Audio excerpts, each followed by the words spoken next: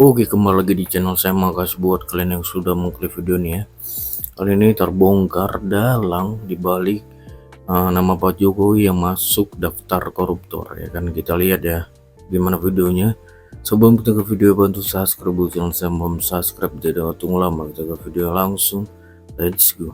Jokowi tidak menjual Indosat, tidak terlibat BLBI, tidak terlibat Senturi. Assalamualaikum warahmatullahi wabarakatuh. Pemirsa di seluruh Indonesia, kembali lagi bertemu dengan saya di Irma Suryani Bicara. Kali ini saya ingin menyampaikan kepada kita semua, hati-hati terhadap provokasi dari media OCR yang menyatakan bahwa presiden kita, Pak Jokowi, adalah presiden terkorup. Saya bingung. Kenapa, apa dasarnya mereka menyatakan itu? Karena tidak dijelaskan. Jokowi tidak menjual Indosat, tidak terlibat BLBI, tidak terlibat Senturi, bahkan bisa mengembalikan aset Freeport dari 20% menjadi 51%. Terus apa yang dijadikan dasar untuk bisa menyatakan bahwa Jokowi adalah presiden terkorup? Saya curiga ini adalah agen asing yang berusaha memecah belah bangsa ini. Kenapa? Karena selama ini Presiden Jokowi tidak pernah memberikan kesempatan kepada Amerika untuk merampok bangsa ini. Tidak pernah memberikan kesempatan kepada Amerika untuk menjadi polisi di Indonesia. Nah, itu yang menyebabkan mereka selalu tidak suka kepada Pak Jokowi. Pemirsa, seluruh bangsa Indonesia, saya ingin menyampaikan kepada kita semua, jangan pernah terprovokasi, jangan pernah mau dipecah belah oleh agen-agen asing. Apapun yang dinyatakan oleh mereka, ya, menurut saya itu adalah satu sentimen. Kenapa? Karena selama ini Jokowi nggak pernah memberikan kesempatan kepada Amerika untuk bisa merampas atau merampok negeri ini. Indonesia lebih menyukai bekerja sama dengan Tiongkok. Kenapa? Karena mereka lebih mau, lebih ingin, lebih bisa memberikan technical know-how atau technical assistance, ya, ahli teknologi. Nah, itu yang kemudian membuat Amerika kalang kabut, ya, tidak ada lagi tempat mereka untuk bisa, ya, menikmati, ya, aset bangsa ini untuk memperkaya mereka. Nah, itu yang ingin saya sampaikan kepada publik Indonesia, kepada masyarakat Indonesia. Sekali lagi, tidak ada dasar, ya, bagi bangsa ini untuk mempercayai media sekelas OOCR itu. Maka kemudian jika ada yang terus-terusan ikut memprovokasi, maka saya ingin sampaikan kepada mereka, hati-hati, jangan pernah mau dipecah belah oleh agen asing. Salam keindonesiaan. Jika ada yang memang harus dikritisi, kita akan kritisi. Jika ada yang harus memang kita kawal, ya harus kita kawal, ya, agar pemerintahan ini berjalan, ya, tidak otoriter, tidak menjadi pemerintah yang tidak berpihak kepada masyarakat. Yuk sama-sama kita kawal. Dari pihak PDI Perjuangan ini sudah menyebut nama begitu ya Bang ya. Kalau tadi juga disebut Pak Jokowi ini tampaknya panik dengan apa yang saat ini terjadi sehingga merespon langsung. Ini nggak pernah penanya loh Bang. Seperti apa? Jadi gini, orang kalau panik dia berarti tertimpa musibah. Pak Jokowi nggak ketimpa musibah. Beliau lagi happy, ya kan, happy dengan anak cucunya setelah pensiun. Kemarin orang mau impeachment kawan-kawan itu kan nggak berhasil, ya kan. Terus yang kedua, beliau mengendorse Pak Prabowo, Mas Gibran jadi, dan Pak Prabowo berjanji akan melanjutkan semua apa yang legacy yang Pak Jokowi bangun, ya kan, termasuk kemarin di pilkada banyak daripada apa yang diendorse Pak Jokowi itu jadi. Jadi beliau bagaimana panik seperti Mas Hasto kan. Udah tinggal tunggu tanggal mainnya aja gitu loh. Jadi kalau orang panik tuh kita melihatnya secara psikologinya begitu. Tapi yang paling penting saya mau mengatakan kepada masyarakat kita bahwa apa yang dilontarkan mengenai 3 periode ini adalah fitnah dan juga framing jahat itu. Karena apa? Memang 3 periode ini nggak ada. Ya, kenapa kita bilang nggak ada? Pertama, Mbak Puan sendiri sudah membantah bahwa tidak ada Pak Jokowi meminta kepada Ibu Megawati. Mbak Puan sendiri sudah bilang begitu. Yang kedua, ya kan, saya harus di sini memberikan info ya, sejarah 3 periode itu bagaimana sih? Nah, jadi 3 periode itu kan awalnya kan ada rencana, kalau nggak salah itu apa namanya, Undang-Undang Dasar 45 itu di referendum lah. Kalau nggak salah itu dari bulan Oktober tahun 2019. Bahkan sebelum pelantikan Presiden Jokowi yang kedua, ya, 20 Oktober. Nah, itu dikemukakan oleh kayak Pak Hidayat Nur Wahid, termasuk Pak Joni Plate. Waktu itu kalau nggak salah beliau adalah ketua fraksi Nasdem, yang mana menginginkan agar periode jabatan ini bisa diperpanjang 1 kali 8 tahun, terus 3 kali 4 tahun, atau 1 kali 5 tahun. Nah, itu ceritanya.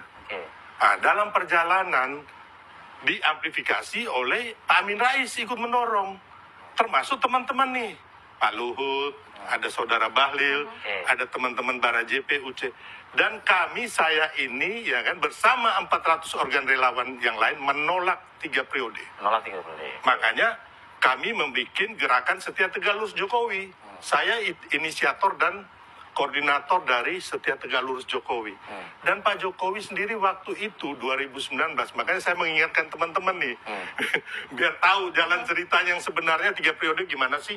Pak Jokowi bilang yang mewacanakan 3 periode ini adalah pertama menjilat saya, menampar muka saya, ya kan. Terus kami, kalau Pak Jokowi memang mau 3 periode, pasti kami sudah mengkonsolidasikan dan mengkoordinasikan, mensosialisasikan ke masyarakat dan ke DPR MPR, gitu loh. Jadi memang sebenarnya ini adalah kebohongan, fitnah, dan framing jahat yang dilakukan oleh teman-teman PDIP. Tapi bukti itu ada. Bukti yang mana? Bukti yang mana? Coba saya tanya. Saya bertanya Bang Armi tadi. Nggak ada buktinya. Sekarang ini, kalau misalnya nggak mungkin bisa disampaikan dibuktikan bahwa dari Bang Sylvester ini sama aja kayak apa tadi, menampar mukanya Pak Jokowi. Berarti Pak Luhut, Pak Erlangga Hartarto, Bahlil, Julhas, Bahlil, oke? Lalu Muhammad Kodari, Muhammad Kodari benar. yang menyampaikan terkait 3 periode pada saat itu. Ya, dan kami pernah konteksnya dan semua hal ini mereka ini terus terang kan pembantunya presiden pada saat itu. Artinya ini menjadi indikasi lah. Saya nggak mau berdebat. Artinya tudingannya ke Pak Jokowi atau ngelima ini nih? Kalau kita lihat kan dari video beliau ini mereka mewacanakan terkait 3 periode dalam situasi itu. Ya artinya kalau Pak Jokowi kata Bang Sylvester, ya memang kan saya bilang tadi poinnya di awal, baru kali ini Pak Jokowi mengomentari terkait 3 periode. Kan abang nanya, situasi kenapa? Ya karena panik. Kalau sebelumnya kan beliau jadi presiden, masih ada pembantu-pembantunya yang kemudian bisa panik backup. berarti benar dong Bang Armi kejadian gitu. Ya bisa benar, bisa enggak. Bang Sylvester lah yang paham itu kan. Ya makanya saya bilang saya lebih paham, karena saya di waktu kejadian 3 periode ini, saya dalam pusaran itu. Bahkan saya pernah, nih Bang, saya pernah ngomong ada di podcast ke Pak Luhut stop wacana 3 periode. Waktu itu ya. Makanya saya bilang, kalau memang Pak Jokowi mau, dan satu hal lagi, saya pernah membatalkan, saya bersama Mensesnek Pak Pratikno, waktu Pak Jokowi ke ND, Flores, NTT, itu kalau nggak salah waktu 17 Agustus Bang, saya lupa tahunnya, peringatan 17 Kemerdekaan Republik Indonesia. bulan Bung Karno, 1 Juni. 1 Juni. Itu mau dikirim drop dari Surabaya itu kaos 3 periode, dan saya WA sama Pak Pratik, saya bilang Pak Pratik ini bahaya nih, dan akhirnya kaos itu sudah kirim sampai di. Ini menarik ya? Ini cerita dulu Bang. Maksudnya di WA ke Pak Pratik, maksudnya jangan dikirim. Jangan dikirim Bang. Istana dong yang bikin kaosnya. Bukan. Ada orang ya, bukan istana Bang, bukan. Ya makanya ini perlu jelas Gini, dong, yang jelas. Salah satu relawan Jokowi dan salah satu gubernur. Ya, saya nggak usah sebut nama karena teman kita juga. Gubernur NTT. Iya lah, Bang Victor Laslodat lah. Saya tiap hari sama beliau. Dan Uce Gustapati. Jadi ini yang bermain nih Bang, ada di grupnya Pak Jokowi ini yang mengamplifikasi, mendukung, ada yang menolak gitu loh. Nah, saya ngomong sama Pak Pratik, habis itu kaos-kaos itu ditahan di Polres ND, Bang. Jadi benar-benar ini nggak pernah ada gitu, hanya kemauan beberapa teman gitu, beberapa gelintir orang gitu loh. Apa nih? Bukan kemauan Pak Jokowi, makanya ini. Maksud saya gini. Ini Bang Armi, ya kita mau lihat videonya Pak Jokowi minta ke Bu Mega, ada nggak? Itu aja. Bukan itu Bang poinnya. Abang sudah menjelaskan situasi-situasi yang memang empiris, fakta. Artinya ya, apa yang disampaikan oleh Bang Arif tadi gitu loh, pertanyaannya. berarti panik dong. Karena beliau tahu pada saat itu mau menceritakan ada pergerakan mungkin ya. ada, Bos. Enggak, itu Dari kan para pergerakan. pembantu presiden ini zaman itu menyuarakan.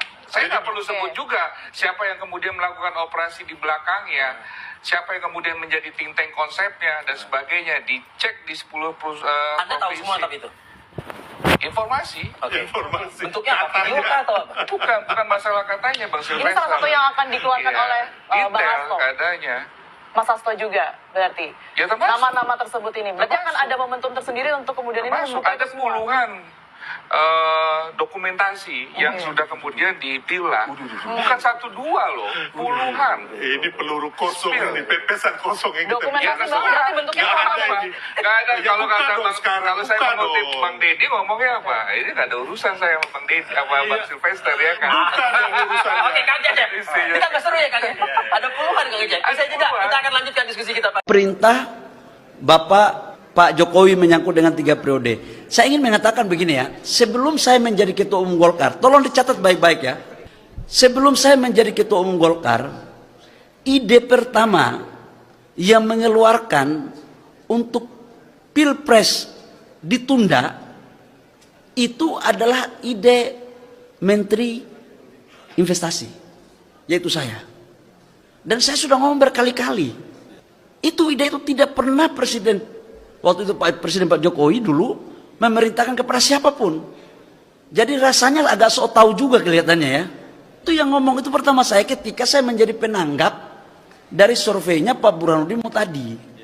Kalau COVID ini belum berakhir, maka ekonomi kita itu akan semakin dalam pertumbuhannya. Maka kemudian dibuatlah beberapa skema. Kalau memang dapat dipertimbangkan secara aturan memperbolehkan, ya kalau boleh pilpresnya ditunda, pemilunya mundur, itu soal lain. Jadi nggak ada yang minta 3 periode.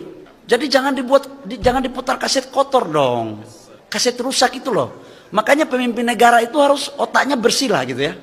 Harusnya yang dituntut itu saya.